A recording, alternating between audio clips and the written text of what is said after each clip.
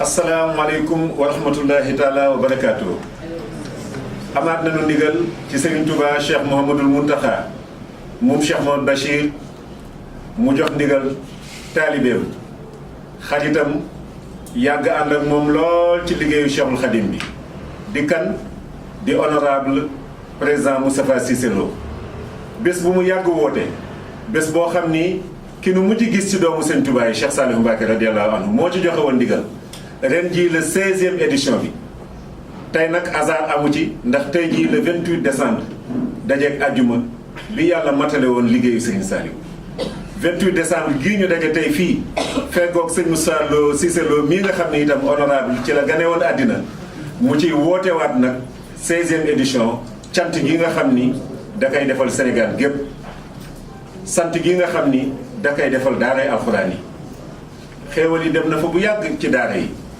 daañ tàmbali nañu ñàngum alxuraan yi tàmbali nañu ñàngum xasida yi bés la boo xam ne itam da koy def di ñaanal Sénégal ndax ku nekk xam nga taxawaayam moom ci Sénégal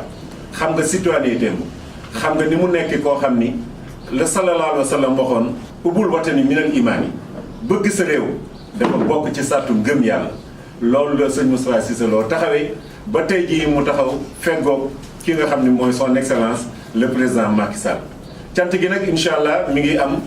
le 4 ak le 5 ajjuma le 4 gaawu le 5 nag mooy cérémonie bi ci pavillon Sénégal ci biir fi nga xam ne mooy foire internationale bu Dakar ñi ngi ciy woo ñëpp daan ko jébbal kàddu gi. buñ ca jógee ki nga xam ne mooy jëwriñ diwaanu Mouridina fii ci Dakar di kenn ci sëñ Moustapha Cissé Lo moom it dana yëkkati ay kàddu woo waa diwaan bi yëpp kon ñu déglu honorable vice-président à l'Assemblée nationale son excellence le président Moustapha Cissé Lo. auzu billahi mina sheytaani rajim bismillahi rahmaani rahim alhamdulillahi rabbil alamin jërëjëf Xaadimu Rasuul jërëjëf sëñ Jili bis bi du ma ci wax lu gudd ndax bis bi benn la ci bisi Xaadimu Rasuul yi ndax ku màgg ni nga ko waxee muy Cheikh Saliou Mbacké moo ñu joxoon ndigal boole ñu bis bi ak sëñ Mountakha Mbacké ni ko yow ay jëwriñu bis bi na nga koy toppatoo kon édition yu jëkk yépp moo ci ñëwal boppam di ko toppatoo kon bis bi ndigal li ma ci sëñ bi joxoon mooy na nekk bisu bernde na nekk bisu alxuraan na nekk bisu xasaay li ma boo ko defee yemale ko ci loolu moo tax noonu lañu ko bëgg a defee bés bii nag jiitaluñ ci kenn ku dul xalif général des mourides sëñ Mountakha Mbacké ak njabootu Xaadimu Rasuul yëpp suñu yaakaar tey ak ëllëg sëñ Moussa Nawel mu sëñ Moussa Bassirou nekk suñu jëwriñ ci kër sëñ Touba moom itam muy koo xam ne bis bi toujours dañ ko ci woo ak Cheikh Bassirou Mbacké mi nga xam ne mooy porte parole bu xalif général des mourides ak njabootu Xaadimu Rasuul yëpp mais bis bi dañ koo darajale màggale ko son excellence le président Macky Sall di ko ci ñaanal di ci ñaanal gouvernement di ci ñaanal toutes les institutions de la république ndax dañoo ànd ak moom ci wàllu addina bi moo tax ñu ngi koy ñaanal mu am jàmm ñaanal ko ni ñu ko defee woon 2011 xam ne fële ca sama kër ba mu ñëwee moom Macky Sall dama ko ni déwoon doo ñëw fii ndax da ngay faru président de la république da nga fiy yónnee kon ren jii comme ñi ngi dëgmal ay élection fii ak ñaari weer maa ngi ko ci fasal premier tour mu am plus de 60% gagné élection yi teewul nag bis bi maa ngi ciy woo opposition bi yëpp ndax samay bokk ak samay xarit dañ cee ne nañ ñëw danaa leen ñaanalaale ñu mucc fexe ba bañ a loru ci dara te mën a muñ ba yàlla def 2024 ñu doog a xëccoo ya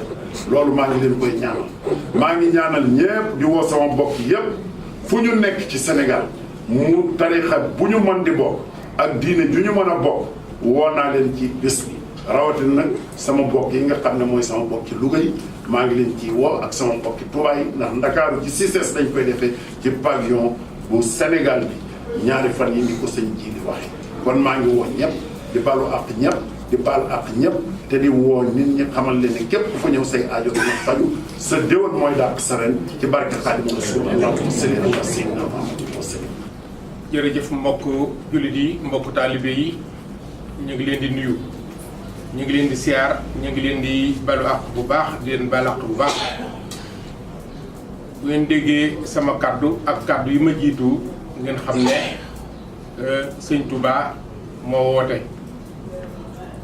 ki woote nag mooy Moustapha Cissé Lo am ndigal ci sëñ Saliou muy 16e édition boo xam ne